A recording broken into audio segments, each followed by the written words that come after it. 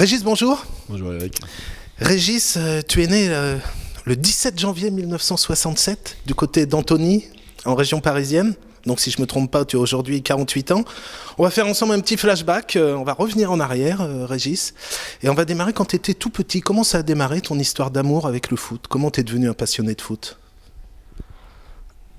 Je ne veux pas dire à la naissance, mais déjà très très petit, j'étais attiré par ce fameux ballon rond. Et voilà, première licence dans le club de la ville où j'habitais, les Ulysses. Et puis voilà, toutes les étapes minimes, cadets, juniors, dans différents clubs de la région parisienne, toutes les sélections de la région parisienne. Et puis voilà, la passion, le rêve, comme tous les enfants, de vouloir devenir professionnel. Voilà, donc ça m'a pris très très très tôt.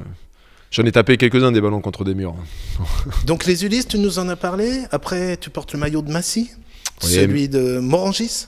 C'est bien ça. C'est bien à ça. travers toutes les sélections. J'ai fait ces trois clubs dans la région parisienne. Et grâce à ça, ça m'a permis de partir à Auxerre, au centre de formation pendant au moins un an dans le sport-études, et la deuxième année au centre de formation où j'ai passé 2 ans là-bas. Souvenir de ce passage à Auxerre? C'était déjà Giroud? C'était Guéraud, c'était l'époque de Basile Boli, Eric Cantona, Dutuel, Guerrero. Voilà, eux ils étaient dans la formation. Après la grande équipe d'Auxerre, c'était Garand, Zarmac. Voilà, il y avait voilà, et puis c'était Giroud qui était le garant de tout ça. Voilà, je vais plus présenter le personnage, mais que des bons souvenirs. Voilà, j'avais l'âge de 14 ans. Et j'ai toujours pensé, et aujourd'hui avec le recul, c'était une bonne expérience de vie surtout. Voilà, parce qu'il y avait beaucoup de monde et il fallait essayer de faire son trou là-dedans et c'était pas facile. Et à 14 ans, tu viens de nous le dire, le fait de quitter le cocon familial, de quitter la région parisienne, de te retrouver complètement dans un autre environnement? Oui, c'était un choix. Ça n'a pas été une longue discussion de famille. De toute façon, mes parents à ce moment-là ont bien senti que c'était l'orientation que je voulais prendre et voilà, donc ils m'ont donné la possibilité de le faire. J'ai quitté le cercle familial et puis je suis parti. Et puis voilà, c'est un bon lancement à la vie, mais je peux vous assurer qu'à 14 ans de quitter le cocon familial avec des parents qui étaient proches de moi et puis de se débrouiller seul, parce que voilà, c'est la jungle à ce moment-là à Auxerre, qui est parmi les meilleurs centres de formation. Il y a plus de 200 joueurs. Voilà, il faut essayer de faire sa place. Ça n'a pas été facile tous les jours, je peux vous assurer. Ça n'a pas été facile tous les jours, et donc du coup tu restes, sauf erreur de ma part, 2 saisons à Auxerre, et ensuite tu descends dans le sud de la France, du côté de Rodez. Alors comment ça se passe, Régis, cette transition entre Auxerre d'un côté, Rodez de l'autre? Au bout de 2 ans à Auxerre, j'ai un entretien avec Giroud, mes parents. Giroud me stipule, me dit écoute Régis, si tu veux rester, on veut bien tenter encore le coup une année. Et ça va être compliqué et je pense que la meilleure chance pour toi, si tu veux essayer de faire quelque chose, c'est de quitter Auxerre. Donc d'une façon très, très correcte, il me le dit, il faut mieux que je m'en aille. Donc voilà, comme ça arrive dans la plupart des joueurs, ouais, pas facile. Et puis différents essais à droite, à gauche dans différents clubs. Et puis je me retrouve à Rodez, dans un club qui monte avec Michel Poisson, qui est une figure emblématique aussi de Rodez. Et puis j'arrive là-bas à 18 ans, 17 ans, 18 ans. Et ils étaient en 3e division à ce moment-là. Et puis là, j'arrive à m'y imposer. Et puis à 17 ans, je joue en 3e division. Tu passes 5 ans à Rodez, avec des bons souvenirs là aussi à la clé? Que des bons souvenirs. J'ai passé 5 années fantastiques. J'ai connu la mère de mes enfants. On a vécu 2 montées sportives en Ligue 2. Des souvenirs humains extraordinaires. J'ai beaucoup d'attaches encore là-bas. J'ai adoré cette région, l'Aveyron. Non, que des bons souvenirs, des gens magnifiques. Et voilà, je passe 5 années là-bas. Et puis à un moment, il faut passer à autre chose. Et j'ai l'opportunité de passer à autre chose. Donc du coup, Régis, après ces 5 années à Rodez, 2 saisons du côté de Montpellier, où tu retrouves le niveau professionnel. Bon, en ayant fait 2 montées avec Rodez, voilà, j'ai plusieurs clubs qui se sont intéressés à moi, Montpellier, Monaco, Nîmes. Voilà, j'ai des contacts avec différents clubs et je fais le choix d'aller à Montpellier. La grande équipe de Montpellier à ce moment-là, juste après la génération de Cantona et Paille, mais là, Valderrama, Laurent Blanc, Michel Dezacarian, Xuereb, Jean-Claude Lemoux, Lucchesi, Barabé dans les buts, que des Ziobert, que des grands joueurs. Donc je me retrouve dans cet effectif-là.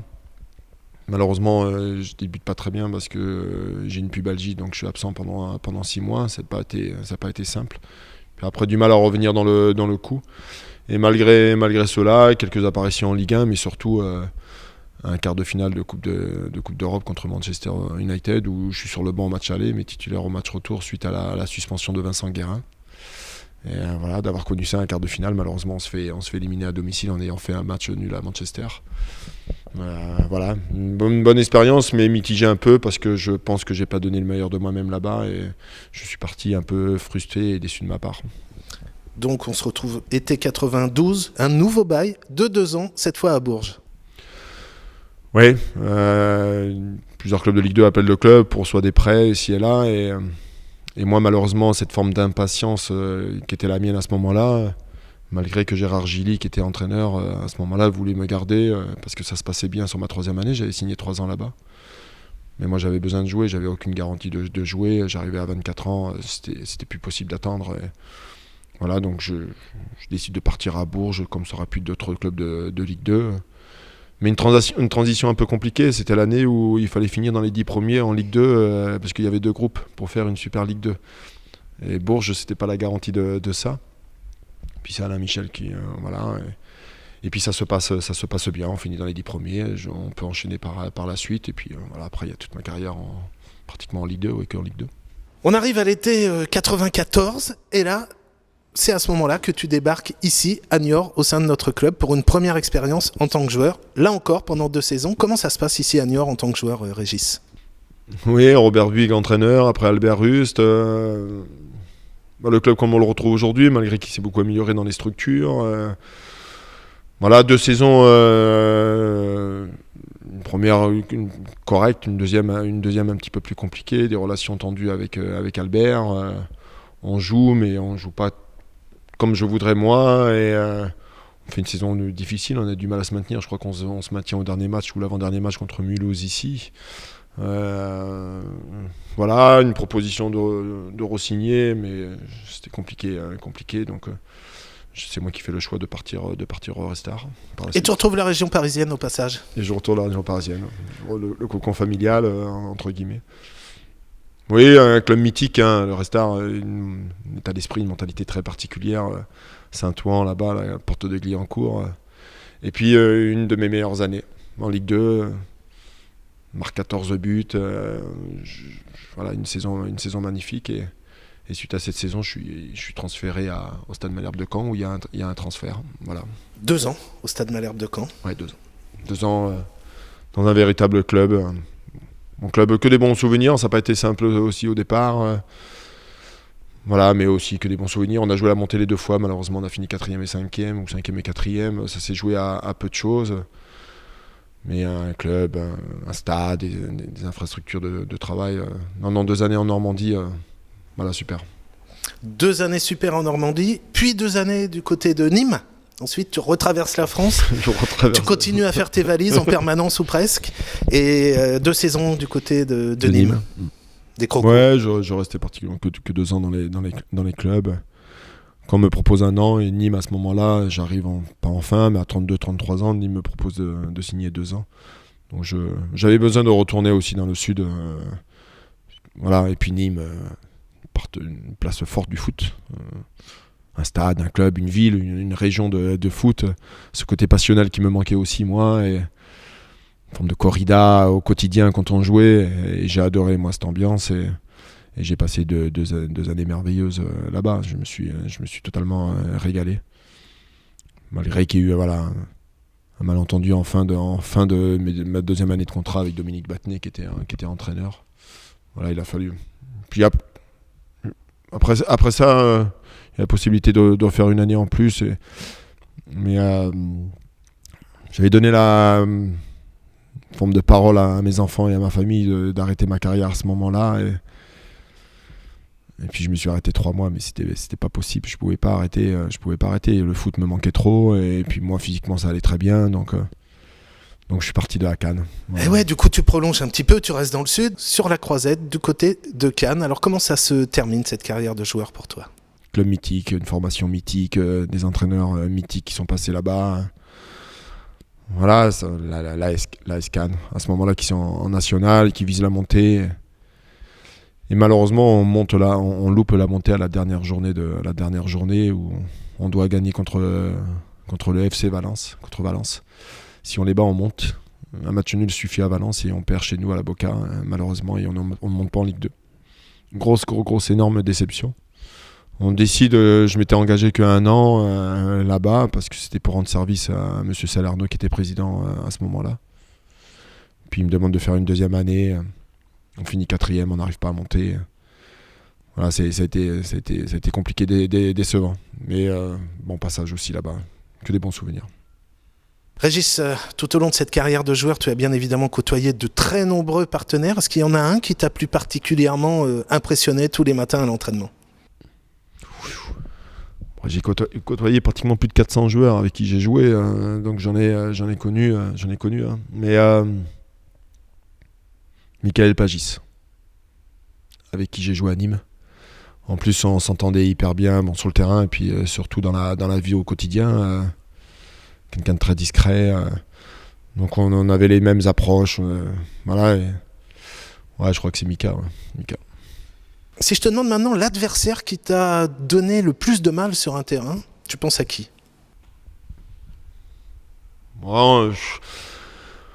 En Ligue 1, c'est compliqué parce que d'en choisir un. En plus, la période où il y avait la grande équipe de Marseille, Francescoli, Moser, je me suis retrouvé sur le banc en Vélodrome contre cette équipe-là qui faisait peur, qui battait tout le monde, une forme d'agressivité incroyable, mais des joueurs comme Francescoli, Papin, j'ai joué contre ces joueurs-là à Waddle.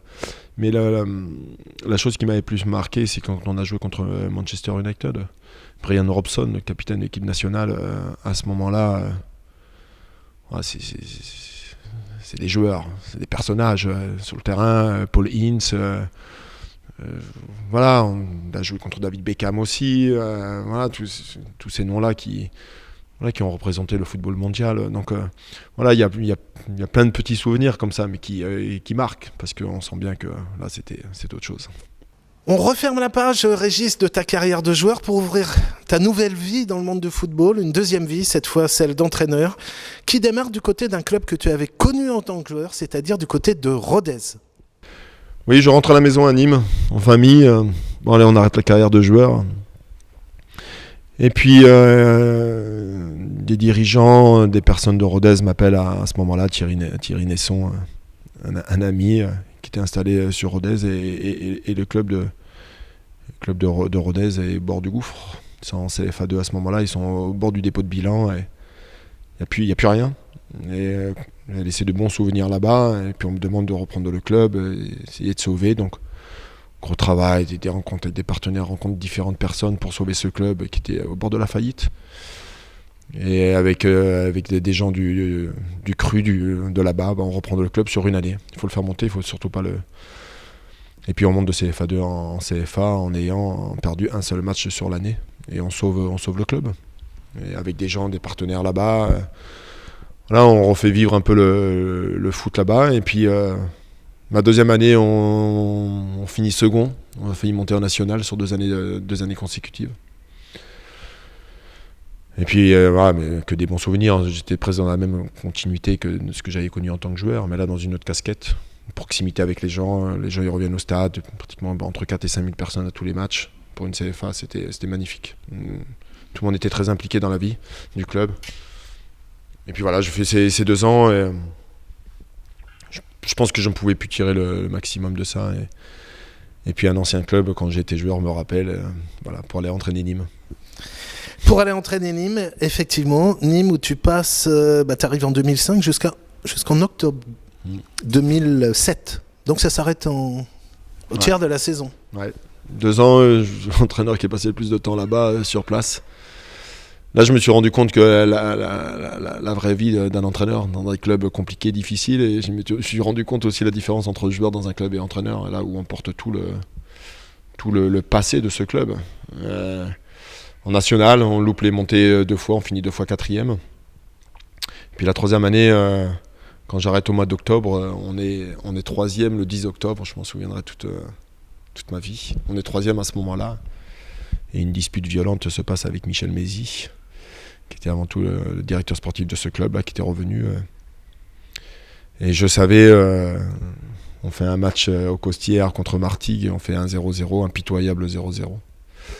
Et malgré la 3e place ou la 4e place à ce moment-là, on était dans le coup. On avait été même 2e pendant les 10 premières journées.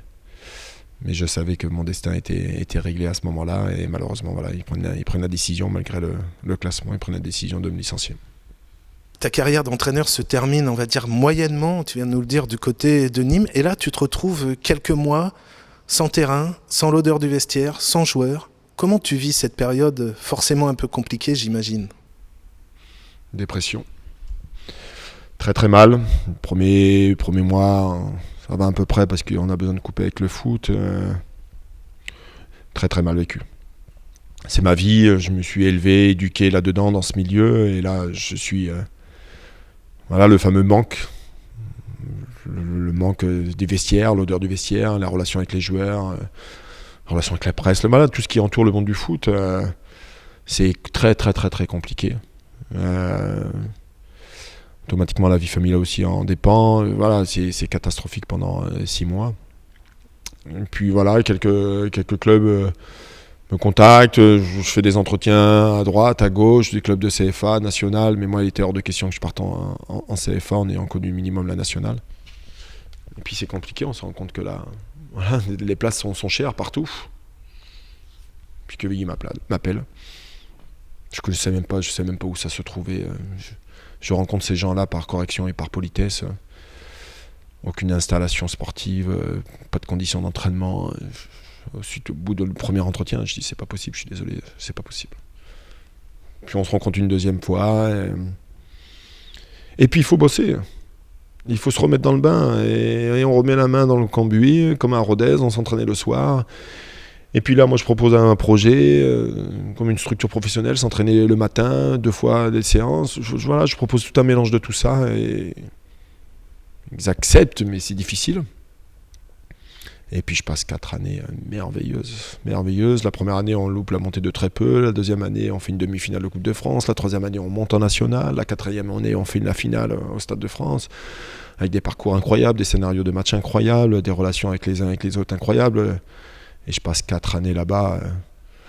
Voilà, des résultats, des relations, une proximité avec les joueurs. Voilà, des années merveilleuses. Que de bons souvenirs. Que de bons souvenirs à Quevilly aussi, après 4 saisons là-bas, tu nous en as parlé, avec des succès, une aventure humaine formidable.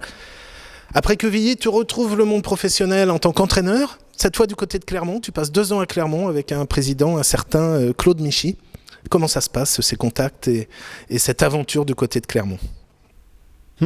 Plusieurs contacts avec différents clubs, Stade de Reims, plusieurs clubs, Dijon, des entretiens un peu partout. Et puis je rencontre Claude Michy. Sur le dernier rendez-vous avec tous les clubs avec qui j'avais rencontré, pour la présentation de différents projets. Et Claude Michy, personnage atypique du milieu du foot, dans les entretiens, je rentre dans son bureau, on parle de tout sauf de football. Il ne veut même pas savoir ce que je fais, comment je travaille, comment mon approche, rien. On parle de tout et de rien. Et en parlant de la vie, il me dit si vous voulez venir nous rejoindre, vous nous rejoignez. Un entretien d'1 heure dans son bureau. Pas un ballon de foot, que des casques de moto. Et puis moi, une approche humaine avec lui. Voilà, des fois, il y a des rencontres, ça passe. Sans savoir pourquoi, dès la première poignée de main. Voilà, c'est comme ça. Et voilà, je sentais un côté humain avec lui. Et puis ça s'est vérifié. J'ai passé 2 ans là-bas. Des relations étroites, un début compliqué dans le monde professionnel, voilà, pas facile. Toujours une confiance, un soutien, toujours présent avec moi, m'écoute. Voilà, donc 2 années à Clermont. 2 années à Clermont, et puis on se retrouve l'été dernier, été 2014, où là, tu retrouves à nouveau un club que tu avais côtoyé en tant que joueur, les Chamois niortais. On va pas y revenir, avec au bout du compte une saison plutôt sympa. Si on fait le point, Régis, là on a balayé toute ta carrière de joueur, d'entraîneur. Régis, question un petit peu classique, traditionnelle. On va garder ta casquette de joueur pour l'instant. Ton meilleur souvenir de joueur ? Bon, il y en a plusieurs, hein. Quand on fait pratiquement 13 ou 14 ans de joueur professionnel, on vit différentes choses et des bons moments on en a passé. Mais moi je crois qu'il ne faut jamais oublier d'où on vient. Et je crois que c'est la première montée que j'ai réalisée avec Rodez de Ligue 3, de Détroit à ce moment-là en Ligue 2. Parce qu'il y avait tout. Il y avait le foot, il y avait les rapports humains, il y avait un vestiaire, on s'entendait. Et puis voilà, il y a une osmose qui s'était créée. Donc moi, je n'oublie jamais ces moments-là. Après, il y a une carrière professionnelle, on vit d'autres choses aussi. Voilà, mais je crois que mon meilleur souvenir, c'est la première véritable montée sportive avec un club. Et c'était Rodez. Toujours en tant que joueur, Régis, cette fois un peu moins drôle, ton plus mauvais souvenir de joueur, ton regret principal, s'il y en a un? Bon, les blessures. Après, une déception vis-à-vis de moi-même, parce que je crois que j'ai pas toujours donné le meilleur de moi-même. Mon passage à Montpellier m'a pas plu du tout. Alors, est-ce que la bascule était trop grande entre Rodez et Montpellier? Peut-être, avec des joueurs, Laurent Blanc, des internationaux. Ouais. C'était peut-être trop grand à ce moment-là pour moi, et je l'ai mal vécu, et je l'ai mal vécu humainement aussi. Humainement, j'arrivais pas à basculer. Et j'en suis déçu et frustré de ce passage. Après, voilà, comme toute carrière de joueur, on a des hauts et des bas, on a des moments difficiles, et puis il y a des moments où tout se passe bien. Voilà. Mais j'ai envie d'en tirer que des bons. Voilà, il faut. Ça, c'était du côté de Régis Brouard, joueur, Régis Brouard, entraîneur, même question. Alors ça, on imagine une réponse, mais ça va peut-être pas être celle-ci. Meilleur souvenir d'entraîneur? Moi, je pense évidemment à cette finale de Coupe de France incroyable avec Quevilly. Malgré que les montées avec Rodez, parce qu'il y avait des choses, mais bon, bien sûr que ça reste cette finale. Contre l'Olympique Lyonnais, on élimine Marseille de Didier Deschamps à ce moment-là, qui sont champions de France, avec des scénarios de match incroyables, 3-2. On élimine Rennes en demi-finale. On les avait éliminés il y a 2 ans auparavant, avec Antonetti entraîneur. Eux, ils avaient besoin de faire cette finale pour sauver leur saison. Et puis on gagne 2-1 dans la dernière seconde, un truc improbable, imprévisible. J'étais suspendu, j'étais dans la tribune, mais voilà, j'ai vécu ça en plus dans la tribune, donc avec les gens, une ambiance, un environnement, un contexte, le monde de la presse, dans le monde entier qui nous appelait. Et là, ça m'a fait connaître toute forme de métier, de relations, plateau télé, des rencontres avec des gens aussi. On rencontre Depardieu, Michel Drucker, tous ces gens-là, on les rencontre, on passe des moments avec eux. Voilà, donc je rencontre beaucoup de monde. Voilà, voilà. Tu te retrouves au Stade de France devant 80 000 personnes et tu perds 1-0 contre l'Olympique Lyonnais. Voilà, mais on la perd. Mais bon, ça restera. Voilà, là c'est gravé, c'est comme un tatouage. Ça restera à vie, de toute façon. Pour terminer, Régis, un message à délivrer, un mot de la fin. Si tu avais envie de faire passer un message aujourd'hui à un jeune joueur qui rêve de faire carrière dans le monde du foot, ce serait quoi tes conseils, ton message? Comment tu terminerais cet entretien?